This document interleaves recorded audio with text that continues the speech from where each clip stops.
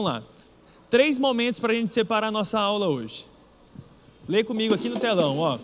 A gente vai começar falando sobre a imprevisibilidade e insegurança dos dias atuais, porque as coisas mudam muito, os dias são muito incertos e a gente precisa pensar um pouquinho sobre isso, sobre essa imprevisão que a gente tem no nosso dia a dia. Depois, o segundo momento, a gente vai pensar esses momentos de crises que a gente vive e como lidar em momentos de crise. A gente vai pensar um pouquinho na sua história familiar e a sua própria história. E nós vamos fechar, nós só vamos usar a Bíblia para fechar aqui. Nós vamos falar sobre, nós vamos aplicar tudo isso que a gente viu sobre a vida de um personagem bíblico, tá bom? Que vai ser Jó.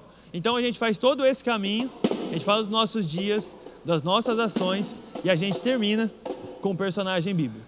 Show de bola? Bora lá, Vitão, põe aí para mim o primeiro. Então vamos começar sobre a imprevisibilidade e insegurança. Quem aqui conhece o Zygmunt Bauman, esse autor? Levanta a mão se tem alguém que conhece. Você conhece? Tem mais alguém que conhece? Tá. Zygmunt Bauman é um filósofo, ele já faleceu. E deixa eu vir para cá por causa da tela lá. Ele faleceu recentemente. É um filósofo contemporâneo nosso, polonês. E ele tem muito a agregar nessa conversa que a gente vai ter hoje de manhã.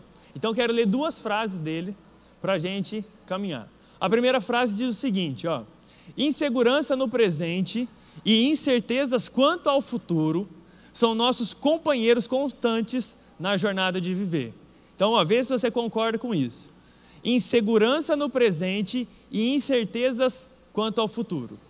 Parece com o que nós estamos vivendo? Insegurança e incerteza? É isso mais ou menos que ele pauta sobre a nossa sociedade hoje. A gente vive num mundo muito inseguro e cheio de incerteza. A gente não sabe para onde quer que vai as coisas, o que vai acontecer. Nós estamos nesse turbilhão de coisas. Vou dar um exemplo para vocês. Esses dias a gente acordou pela manhã, o que tinha? Tinha uma guerra instaurada. Tinha gente morrendo de bombardeio. Não aconteceu isso com você? Eu acordei e tomei um choque, porque eu não tinha visto nada antes. De repente eu acordei e estava lá. Um monte de gente morrendo com bombardeio na Ucrânia. Então, é muito imprevisível. Você não sabe o que vai acontecer. Então, você fica inseguro. Primeiro ponto que ele fala. Aí, a segunda frase, lê comigo agora. Ó. A imprevisibilidade e a acidentalidade são como tempestades. Então, ele vai falar que isso que a gente vive no nosso dia a dia é como uma tempestade. Tempestade não dá muito sinal que ela está chegando. Você só vê que fechou o tempo e ela chega e arrebenta. Não é assim, a tempestade? Aqui em Rio Claro a gente vive isso direto. A gente acorda, está sol, está quente, de repente de noite está um frio, vai valer. Ou de repente de tarde chove. Você fala, nossa, mas eu saí, estava sol de manhã, agora está frio, ou agora está chovendo. É sobre isso que ele vai chamar de tempestades. Então, a imprevisibilidade e a acidentalidade são como tempestades. Pois esse é o arquétipo das calamidades, conhecidas, agora presta atenção nisso, isso aqui é importante. Por serem surdas a toda imolação e por ocorrerem aleatoriamente. Perceba que tem coisas na sua vida que acontece do nada, que não importa quanto você ore, não importa quanto você se prepare, quanto você se antecipe, aquilo acontece. Não é assim? Tem coisa que vem e te tira da zona de conforto, e te quebra as pernas, e chega uma notícia que você não esperava. Não é assim na minha e na sua vida? Então a gente está nesse contexto. Tá bom? Esse é o nosso contexto que a gente vive hoje. Imprevisão, insegurança, incerteza. E isso causa coisas na gente. Isso nos afeta. E é sobre isso que eu quero falar. Como que você vai lidar agora com isso? Porque essa é a sua vida. Porque essa é a nossa sociedade. Está todo mundo nesse mesmo contexto aqui. O contexto de que de manhã pode ter uma coisa, de noite pode chegar uma bomba. E a gente não sabe o que está acontecendo. E às vezes você pode aí, orar, se programar, você pode se programar financeiramente, você pode cuidar da sua esposa, mas de repente algo pode acontecer.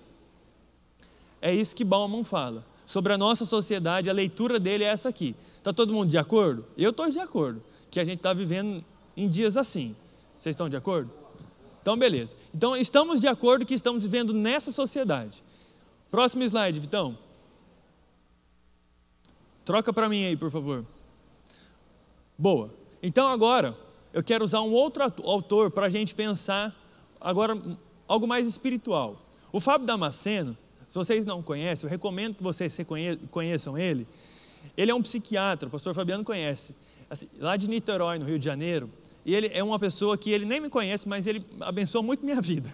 Ele nem imagina que eu existo, que a gente aqui existe hoje, mas ele não sabe quanto ele abençoa a minha vida e a sua vida. Então, se você puder, compra o livro dele. Esse livro em específico chama Oficina de Cura Interior. Irmão, isso aqui é maravilhoso. Compra para você ler. Custa acho que uns R$25 esse livro. Compra para você. É uma oficina que ele escreveu no livro que é assim, ó, você tem que ler isso aqui. Eu leio direto, e eu leio mais de uma vez, porque é tão bom e me cura tanto lendo esse livro, que você tem que comprar esse livro. Então, ó, compra esse livro aí do Fábio Damasceno. Ele é pastor, psiquiatra, ó, um homem de Deus, pregador famoso, e é top demais. Então, ele tem uma frase aqui no livro, tudo frase do livro que eu peguei para a gente ler junto, ó. Medo de perder. Ele chega num conceito dentro do livro que chama medo de perder. O que é medo de perder? Nossos apegos sutis, porém poderosos, produzem um certo estado de prisão, no qual tantas vezes as pessoas se debatem até contra agora presta atenção, a possibilidade de perdas não concretizadas, que se traduzem no medo de perder um filho, a saúde, o ministério, um status. Você consegue enxergar isso aqui na sua vida? Algumas coisas que você está apegado nessa terra, você tem medo de perdê-las, porque você ama aquilo, porque você gosta daquilo, porque aquilo é uma coisa boa, e aí você tem medo de perder. De fato, não é uma realidade, você não perdeu ainda, mas você já tem medo. Aí ele põe exemplos assim que são do dia a dia. Quem tem medo de perder a saúde? Poxa, todo mundo aqui tem medo, porque você não sabe, irmão, estou falando para você, você não sabe, você pode amanhã chegar num médico, você fazer um exame de rotina e descobrir que você tem algo. E não importou quanto você orou, quanto você se cuidou, aconteceu. É o mundo que nós vivemos, é um inseguro e imprevisível. Você pode amanhã acontecer algo com você, você pode sair daqui e acontecer algo imprevisível. Então, quem aqui não tem medo de perder alguma coisa? Medo de perder o seu filho? Olha, eu como psicólogo, tenho ouvido de diversas mães, como elas sentem medo de perder os filhos. Adolescentes. Não perdeu. Às vezes o adolescente não deu nem sinal de que vai acontecer alguma coisa, mas é um medo de perder que chega numa clínica adoecida, a mãe. Fala, não, mas eu tenho medo dele não me amar mais, eu tenho medo dele cair no mundo. E realmente é uma possibilidade, essas coisas podem acontecer, mas é um medo que começa a nos tomar, e daqui nasce muita insegurança e ansiedade, porque a tua antecipação para o problema que é o problema, não é o problema em si lá que é o problema é que você está antecipando ele. Então você está olhando lá para frente e você já está com medo de acontecer alguma coisa. Você já está inseguro de que, será que vão assaltar a minha casa? Será que eu vou perder o meu emprego? Será que vai ter um problema de saúde? Será que Deus vai me amar? Esse será que se tem adoecido nossa geração. Nossa geração, eu digo, é todo mundo aqui. Tá? Não é a minha geração, a nossa geração. A gente tem se adoecido com o medo de perder as coisas. E isso mostra para mim e para você que a gente está apegado, então. Que se a gente está com tanto medo de perder, é porque a gente está apegado naquilo. E isso tem causado um problema muito grande na nossa sociedade. Próximo slide, Vitão. Aí ele faz uma pergunta no livro.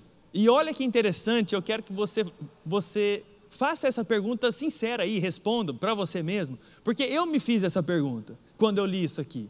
Ó, frente à crise, frente ao medo de perder, frente a esses dias tão doidos que a gente está vivendo, como sua família costumava reagir? E como que você reage a essas coisas? E ele fala de 3 comportamentos assim, padrões, que tem toda a família, que muita gente faz e que são caminhos que a gente acha que são únicos, mas não são saudáveis. Então são 3 caminhos que a gente pode cair no erro de caminhar neles.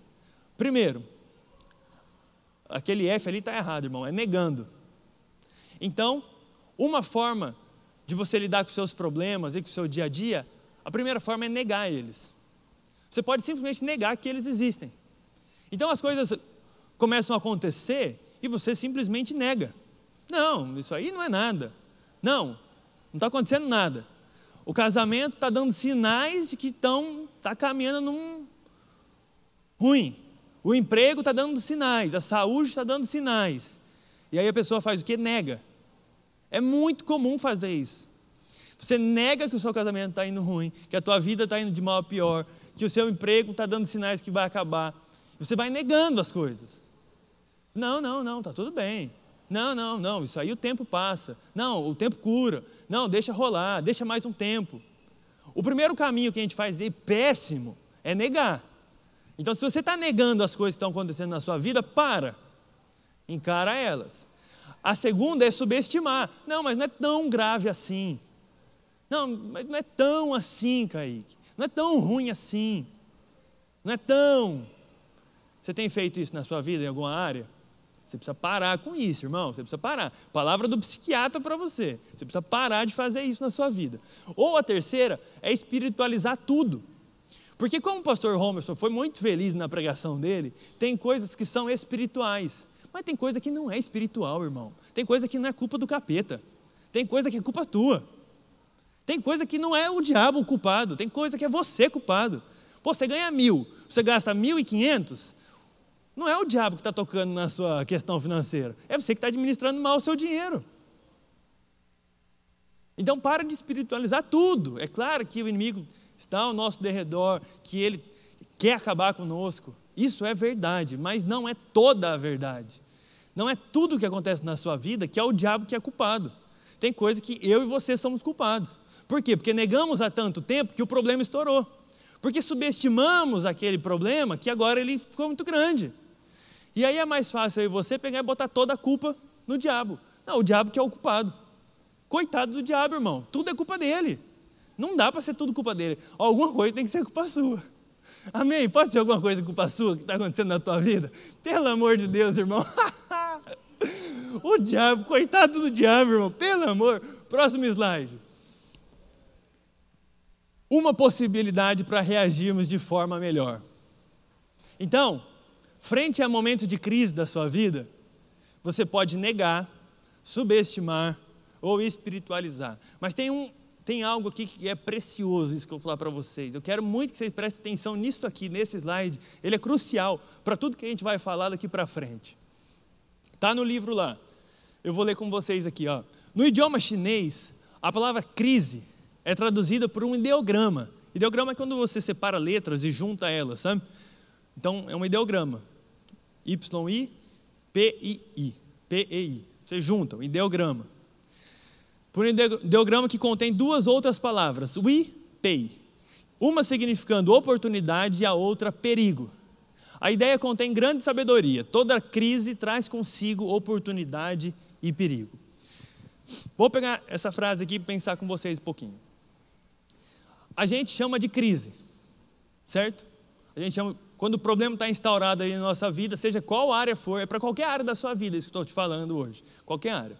A gente chama de crise. Então, chegamos num momento de crise. O casamento entrou em crise, minha vida espiritual entrou em crise, meus relacionamentos entraram em crise, algo entrou em crise. Minha vida financeira entrou em crise, alguma coisa aqui entrou em crise. No idioma chinês, crise são dois ideogramas que significam duas coisas diferentes. Então pensa crise, para um lado perigo, para o outro oportunidade. Porque diante de uma crise, nascem duas coisas na sua vida: o perigo e a oportunidade. Tá? Entendeu? Caminhou comigo até aqui? Então, crise. Chegou no momento de crise, seja qual for da sua vida. Você está diante de um momento em que existe um perigo, que você sabe qual é, e existe agora uma oportunidade para você fazer algo diferente. Dois caminhos: perigo. Perigo seria a escolha de fugir, ser superficial ou espiritualizar. Aquilo que a gente estava falando até aqui agora. Então, qual que é o perigo diante de uma crise na sua vida? Você negar que aquilo está acontecendo, você espiritualizar, você subestimar, você tocar com a barriga. Não, isso aqui vai dar certo. Está tudo mostrando para você que não vai dar certo. E você continua empurrando. Então, você escolheu o caminho do perigo da crise. Só que existia outro o tempo todo, que era o caminho da oportunidade. O caminho da oportunidade é o seguinte: é enfrentar momentos dolorosos com a possibilidade de crescer. Enfrenta o momento difícil, entendendo que dele pode nascer algo que vai te fazer crescer. Faz sentido isso? Olha como o idioma nos ensina. Porque quando a gente pensa em crise, a gente só pensa na coisa ruim. O chinês olha para o perigo como? Eu posso negar, eu posso subestimar, eu posso espiritualizar, ainda mais eles, né, que tem tantos deuses, né, e uma cultura tão politeísta, né? Ou eu posso, diante desse momento agora, enfrentar e crescer. É claro que enfrentar a crise é difícil, irmão. É difícil. Eu sei disso. Eu lido com isso todo dia. Com muita gente que chegou em crise dentro da clínica e que ela tem duas opções agora. Eu sempre falo isso para todo mundo que chega e que senta de frente comigo. Eu falo, você tem dois caminhos. Você chegou numa bifurcação. De agora em diante, ou você escolhe negar esse problema que você está contando para mim, você subestimar ele porque ele não é tão grave assim, você pode botar a culpa nas pessoas, em Deus, na sociedade, no governo, ou você pode encarar o teu problema agora, sofrer com ele as consequências e agora caminhar num crescimento. Eu falo isso para todo mundo, gente, porque é isso que você tem que entender diante da tua crise. Por isso que é uma liderança emocional para si, porque cada um tem um problema diferente aqui. Eu tenho o meu, você tem o seu.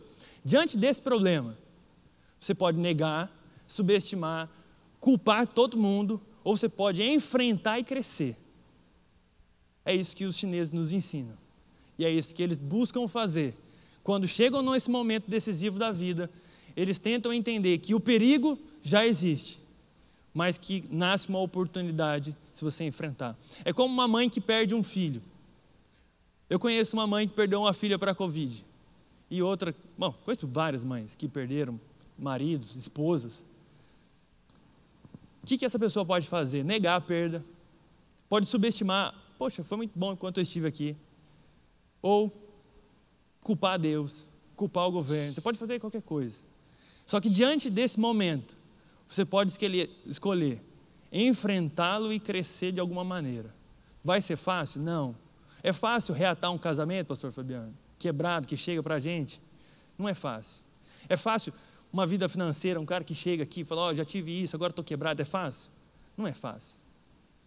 Só que é enfrentar e crescer. E aí eu quero duas maneiras práticas da gente fazer isso. Põe aí, Vitão, próximo. Então, duas coisas que você pode fazer diante desse momento tão difícil que a gente vive, conturbado, dos problemas que chegam na sua vida. Você pode fazer duas coisas. A primeira coisa que você deve fazer é se adaptar a uma nova realidade. Vou dar um exemplo financeiro para você. Você foi uma pessoa que ganhava 15 mil reais por mês. Você tinha um padrão de vida, um custo de vida, estava acostumado com algumas coisas. De repente você perde esse emprego de 15 mil e passa a ganhar 2 mil. Primeira coisa para você sair da negação, você tem que se adaptar à nova realidade. Eu perdi uma pessoa. Ótimo, vamos adaptar a nova realidade. A nova realidade é a seguinte: eu não tenho essa pessoa, eu não tenho esse emprego, eu não tenho isso aqui. O primeiro caminho é a adaptação. Você tem que se adaptar à sua nova realidade. Existe uma nova realidade e você tem que viver ela. Então você tem que se adaptar a ela, entendendo que as coisas mudaram. Mudou, Você tinha uma realidade. O nosso mundo era de um jeito. Chegou a pandemia, o que você tem que fazer? Você tem que se adaptar, irmão. Tem que usar máscara, tem que lavar com álcool em gel a mão, tem que manter a distância. Adianta negar? Fala para mim, se negar o vírus é o melhor caminho? Não, é óbvio que não. Subestimar a potência? Não. Espiritualizar e agora culpar a Deus ou ao diabo? Você entende como que a gente tem que ser responsável pelas nossas atitudes? Tem uma frase que eu gosto muito, que diz assim: você é livre para fazer escolhas, mas você é refém das consequências. Você pode fazer a escolha que você quiser, irmão. Eu estou querendo mudar a tua vida aqui. Estou falando para você que você pode fazer a escolha que você quiser, mas você é refém. Desde o momento que você fez, você é refém da consequência daquilo lá. Então você tem que se adaptar à tua nova realidade. Se você perdeu, se você está num momento difícil, se adapte à sua nova realidade. A segunda, tão importante quanto, reconheça a sua incapacidade. Reconheça que você não tem tanto poder assim, que você não sabe tanto assim, que você não tem domínio da sua própria vida tanto assim. Reconhecimento. Crescer em meio às crises implica reconhecer a total incapacidade humana de controle sobre as circunstâncias. Você não domina tudo. O teu rei que existe na barriga aí, ele não domina tudo. Não tem como. Na psicanálise, tem uma brincadeira que são as 3 feridas narcísicas. Quando Copérnico fala para as pessoas, descobre, né, que não é o mundo todo que gira em torno da Terra, mas que a Terra está girando em torno do Sol, é meio que se ferisse aquelas pessoas. Fala assim, deixa eu falar para vocês, não é que você é o centro do mundo, está tudo girando ao teu redor. É você que está girando em torno do Sol. Aí depois vem o Freud, e aí ele fala assim, olha, muita coisa que você faz, você nem sabe por que você faz. Porque é o inconsciente que faz. Então isso nos fere um pouco também. Fala, poxa, quer dizer que nem tudo que eu faço, eu estou consciente e sabendo o que eu estou fazendo? Não. Depois vem o Marx, aí você pode brigar com o Marx quanto você quiser aí, não tem problema nenhum, mas ele fala para a gente que nós somos alienados daquilo que a gente faz. Irmão, você trabalha, você faz um trabalho, mas você não domina toda aquela cadeia. Então isso mostra para a gente como nós somos pequenos diante de um mundo tão grande. Diante de tanta coisa que está acontecendo. Você pode se cuidar, você pode fazer tudo, irmão. Existe algo no mundo que é imprevisível, que vem como uma tempestade, que vem do nada, e que pega você, e que vira a tua vida de cabeça para baixo. E aí o que você vai fazer? Essa é a pergunta. Você vai negar que está tudo uma doideira na tua vida? Você vai subestimar os problemas? Você vai culpar as pessoas e Deus e o mundo inteiro? Ou você vai se adaptar à sua nova realidade e vai reconhecer que você não tem tanto poder assim? É isso que você tem que pensar. Se você sair daqui pensando nisso, para mim já foi lucro. Você gravar isso na sua mente. Próximo.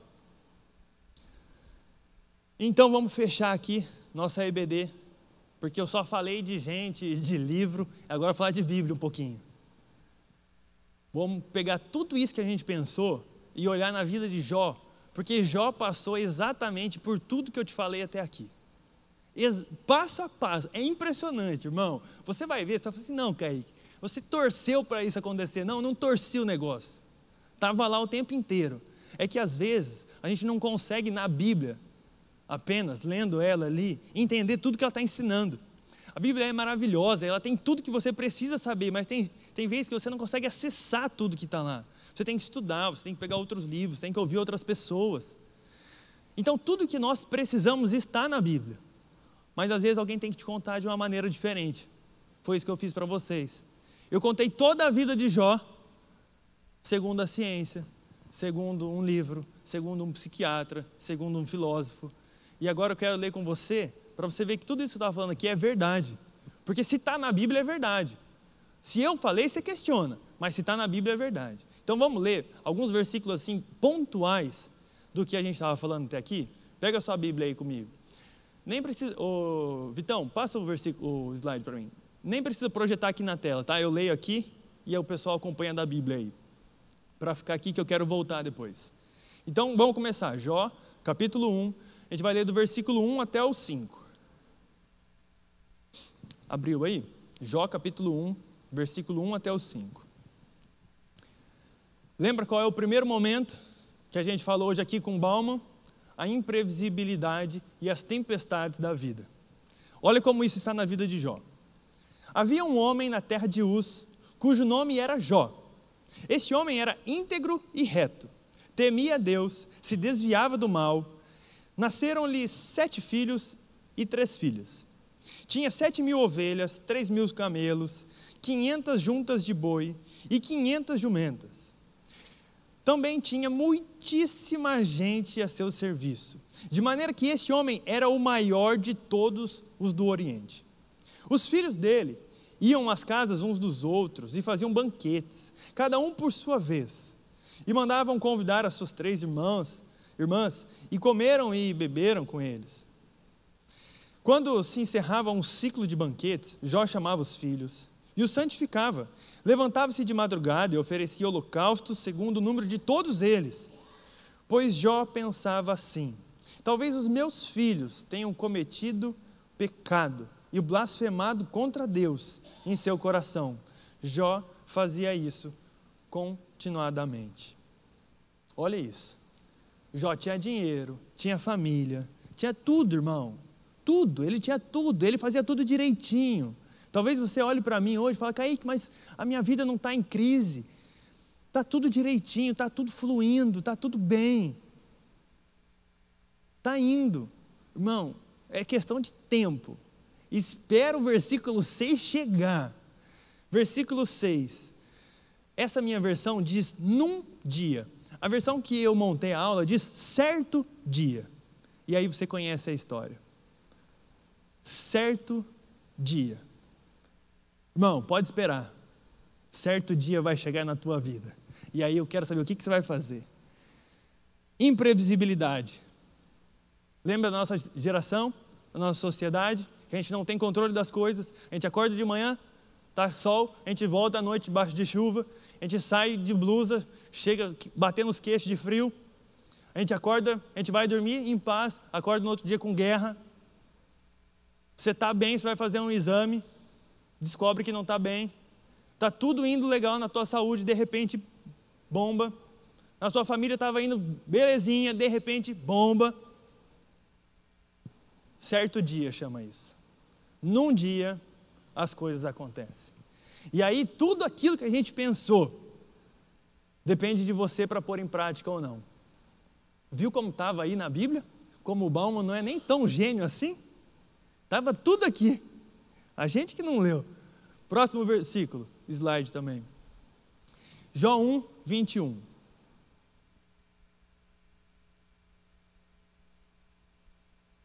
Lembra que eu falei para vocês sobre adaptação? Então Jó tinha filhos e filhas, bois e jumentas, uma esposa, tinha toda uma vida consolidada, tinha dinheiro, tinha tudo, não tinha? Falei para você que quando as coisas acontecem tem que o quê? Se adaptar à sua nova realidade.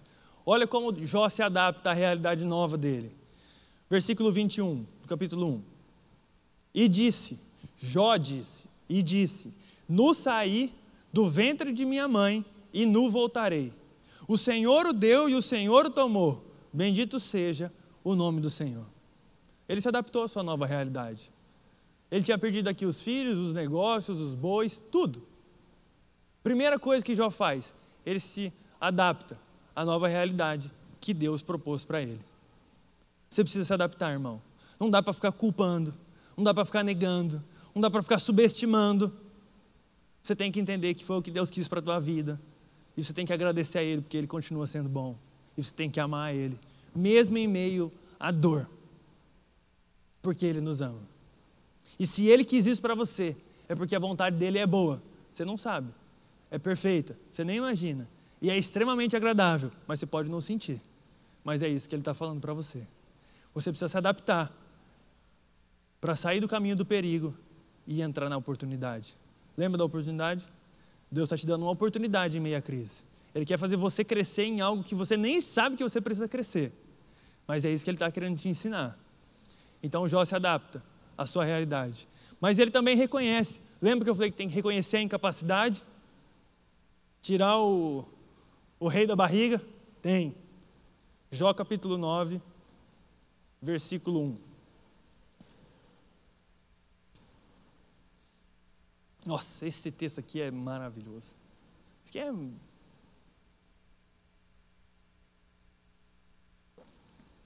Eu vou parar no versículo 8, mas se você quiser em casa, depois você lê o capítulo inteiro, porque é uma paulada que Deus dá, que é coisa maravilhosa. Você tem que tomar ela de verdade, irmão. Toma ela na sua casa depois. Ai, meu Deus do céu. Fala com a gente, Deus. Cuida da gente. Então Jó respondeu: na verdade, sei que assim é. Porque como pode o mortal ser justo diante de Deus? Essa pergunta Paulo depois destrincha em todas as cartas, né, pastor Fabiano? Como pode o homem? Irmão, seja sincero aqui, vou abrir um parênteses rapidinho para falar sobre a justificação e a graça de Deus. Como pode a gente, ruim do jeito que a gente é, chegar diante de um Deus tão bom e ser justo? E Ele olhar e falar assim, entra. Como que pode? Eu fico impressionado, irmão. Como que Deus olha para mim e fala assim, pode entrar, Kaique. A gente é justo na justiça de Deus, pelo que Jesus fez na cruz, irmão. Quando Ele olha para mim e para você, Ele olha para Jesus. Ele vê o sacrifício perfeito de Jesus. Essa pergunta moeu o coração de Paulo depois. Ele passa cartas e cartas escrevendo. Ele escreve Romanos, Gálatas, Efésios, só para responder essa pergunta que Jó fez. Como que eu, Deus? Como que eu, Jó falou? Como que eu vou ser justo diante de você, Deus? Como que um homem pode ser tão ruim igual a gente? Isso é graça, favor imerecido. A gente não merece ir para o céu, irmão, mas nós vamos, porque Jesus comprou a gente. Vamos junto para o céu, irmão. Ele pagou. Para de se punir aí. Está todo pecado, foi punido na cruz já. Começa a viver a graça de Deus na sua vida. Saiba que você não merece mesmo, mas você é justo diante de Deus. Vou continuar aqui. Essa está muito bom, né? Vou piorar aqui as coisas agora. Se quiser discutir com ele, nem a uma de 1000 coisas lhe poderá responder. Ele é sábio de coração e grande em poder. Quem ousou desafiá-lo e sobreviveu? Ele é quem remove os montes, sem que saibam que na sua ira ele os transtorna. Deus remove a terra do seu lugar e faz as suas colunas estremecerem. Ele dá ordem ao sol e este não sai, e sela as estrelas. Sozinho ele estende os céus e anda sobre as costas do mar. Tem tanta coisa aqui, irmão, que você pode ler depois. Eu não vou ficar tomando teu tempo aqui não. Lê esse capítulo depois. Quem que vai se comparar a Deus, irmão? Quem que vai responder uma das suas 1000 perguntas? Porque é isso que ele faz com Jó, né? Ele começa a fazer perguntas, Jó fala, meu Deus do céu. Ele reconhece quem ele era. Reconhece a pequenez dele. Próximo slide, Vitão. Jó 40, versículo 9. Vocês viram que está tudo aí, né?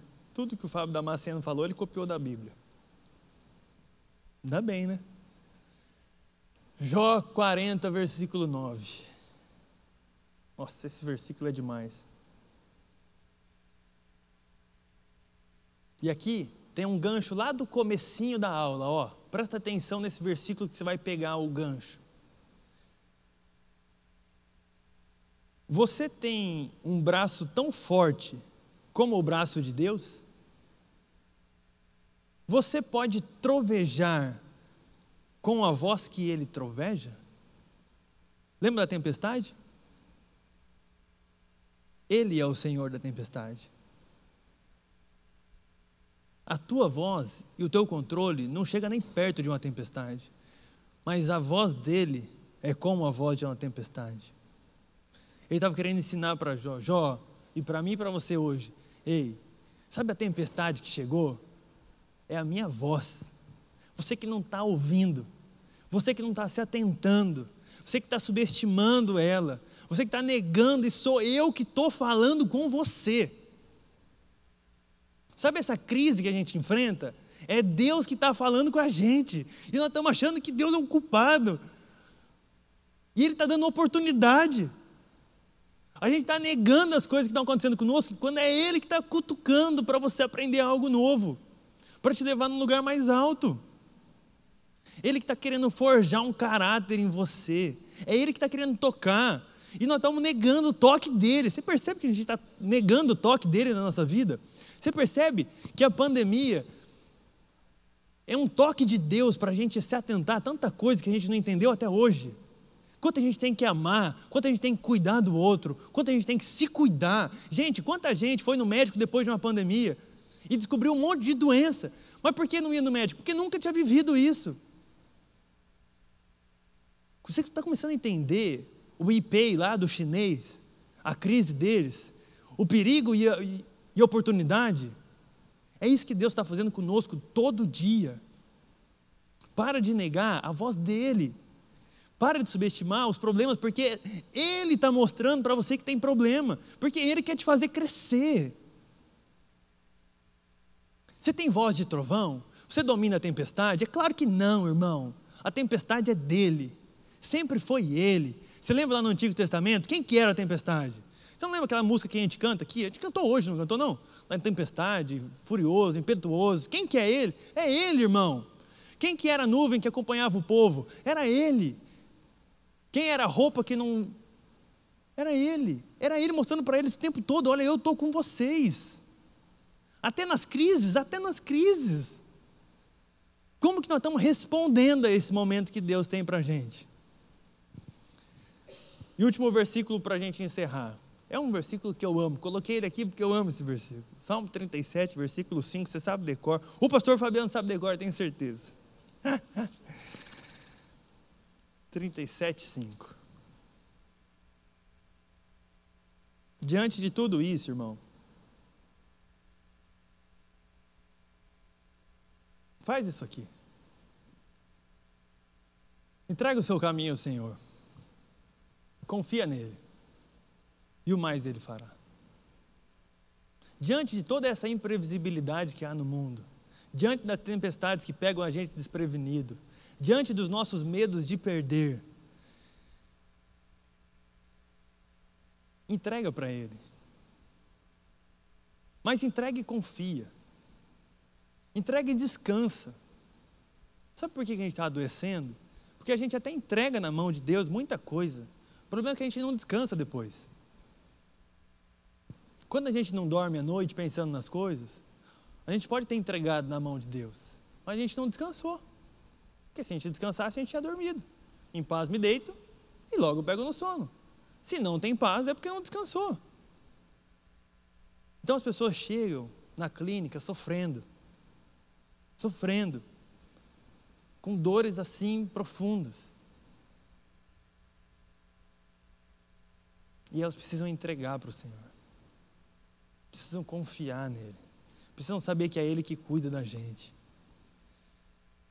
O mundo não está fácil não, irmão. As coisas estão difíceis. O povo está sofrendo, como diria o pastor Fabiano, com força. Está sofrendo com força. Eu sei que você está sofrendo com força, irmão. Eu sei disso. Se você ficou aqui até aqui, se você veio para um culto domingo de manhã, se você ficou num EBD, é porque você sabe que tem algo na tua vida que precisa de mais de Deus. Você sabe disso. Eu sei disso. Então, irmão, você precisa saber que esse momento que você está passando é a mão de Deus, querendo mostrar para você uma nova oportunidade de ser algo melhor, de chegar mais perto dEle, de se parecer mais com Ele, de confiar mais nele, de depender mais dEle. Quem é justo diante dEle? Ninguém. Ele é a voz de trovão, é Ele que cuida da nossa vida, é Ele que cuida da nossa família. Amém? Descansa, irmão. Descansa, senão você vai adoecer, mais ainda. Aí você vai parar lá, e eu vou ter que ficar te ouvindo, teus problemas, porque tá fácil não, gente. Estou falando do fundo do meu coração aqui para vocês sabem disso. Entenda a crise que você está passando, como Deus te chamando, para organizar as coisas, para você impactar alguém, porque Deus não fala com uma pessoa em específico, só para aquela pessoa. A Bíblia inteira é feita de Deus encontrando homens e mulheres para impactar sempre uma família, uma geração, uma nação. Então, se você está passando isso que está passando, é porque Deus está querendo que você se alinhe para você agora passar a impactar as pessoas. Porque o bom líder é aquele que se lidera. E você tem que liderar as suas emoções, irmão. Amém? Vem aqui, pastor Fabiano. Faz uma oração pela gente aí, pelo amor de Deus, faz uma oração aqui por nós. Amém. Graças a Deus. Bênção pura, obrigado, pastor Kaique. Pastor Kaique é um moço precioso, né? Um moço precioso, com muito potencial, e nós louvamos a Deus. Quem foi abençoado aqui nesta manhã? Graças a Deus, né? As emoções, isso tem muito a ver com a gente. Vamos orar? Vamos pedir a bênção de Deus. E que Deus nos ajude a esperar nele, a descansar nele, a confiar nele, e as demais coisas o Senhor vai cuidando na nossa vida. E a tempestade passa, né, pastor Kaique? É que quando a gente está nela, o sentimento que a gente tem é que aquilo nunca vai acabar. Vai passar. Essa sua crise vai passar. Agora, com Deus pode passar de uma forma diferente. No braço, a gente vai sofrer muito. vamos passar com Deus. E é uma grande oportunidade para crescer, não é verdade?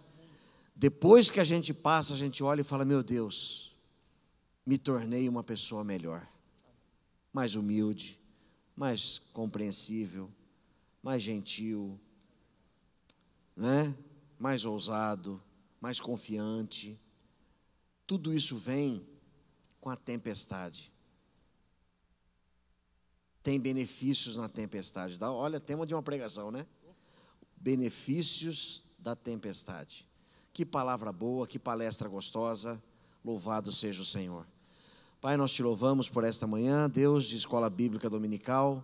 Obrigado, Deus, por cada aluno. Obrigado, Deus, pela forma tão generosa que o Senhor tem tratado-nos, ó Deus, e trabalhado na nossa vida.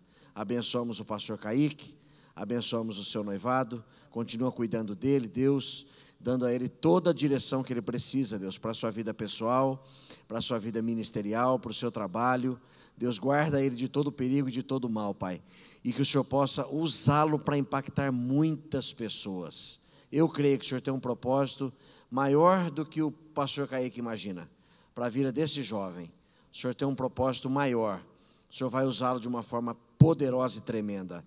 Que ele, ó Deus, não se limite no Senhor, que ele possa sair entender que no Senhor, ele pode fazer muito mais do que ele imagina, do que ele precisa, do que ele merece. Pai, obrigado, Senhor, por cada vida aqui nesta manhã. Deus, nós tomamos posse desta palavra que foi ministrada, e nós temos algumas semelhanças com Jó. Certamente não sofremos na mesma intensidade, mas nós temos semelhanças. Talvez alguém que esteja nos assistindo, que perdeu um filho, que perdeu o emprego, que perdeu relacionamentos, que perdeu amigos, pessoas aqui entre nós nesta manhã, enfrentando essa dor da perda que é dolorosa mesmo, Senhor. Pai, vem com o teu bálsamo nesta manhã, ajuda-nos a assimilar a nossa parte. Como o pastor Kaique disse aqui, nem tudo é espiritual. Adaptação, reconhecimento, aquilo que nós temos que fazer, nossa postura diante da crise, nos ajuda, Pai. Mas aquilo que está além das nossas forças, porque há situações que nos sentimos tão incapazes, impotentes, precisamos da Tua graça. A graça na vida de Jó foi sobrenatural. Esse homem só suportou pela graça. E ó Deus, como a Tua palavra diz, nós cremos na tempestade, no momento da crise, o Senhor não permite um fardo tão pesado, o qual nós não podemos suportar. O Senhor é coerente, Pai. O Senhor é Pai. O Senhor não quer um filho sofrendo aquilo que ele não suporta. Mesmo Jó passou por tudo, mas ele suportou, não foi além. O Senhor sempre dá a graça. O Senhor vem com o escape. Quando a gente vai explodir, quando parece que vai estourar tudo, quando o coração parece que não vai aguentar, o Senhor vem com um caminho. O Senhor vem ao nosso encontro. O Senhor usa uma pessoa. O Senhor fala conosco. O Senhor usa uma palestra como essa. Talvez alguns chegaram aqui, ó Deus, assim, desmotivados, sem forças para lutar. Hoje nós encontramos aqui motivação, resiliência. Vamos continuar lutando, vamos enfrentar esse problema, não vamos jogar a toalha, não vamos desistir. Maior é o Senhor que está em nós. Recebe a sua bênção, recebe a sua cura, recebe a paz que excede todo entendimento. Senhor, venha ao encontro dessa crise agora, dessa situação, Pai. Em nome de Jesus eu te abençoo, com o melhor que Deus tem me dado, com a força que Deus tem me dado, eu te abençoo, em nome de Jesus, amém. Graças a Deus. Valeu, pastor Kaique. Boa, hein? Deus abençoe, um ótimo domingo. Você que nos acompanhou, muito obrigado. Domingo que vem é ceia, e aí nos próximos de maio nós estaremos aqui na nossa Escola Bíblica Dominical. Desafios da liderança, vem muita coisa boa ainda pela frente. Bom domingo, vai na paz. Valeu pela força e pela presença.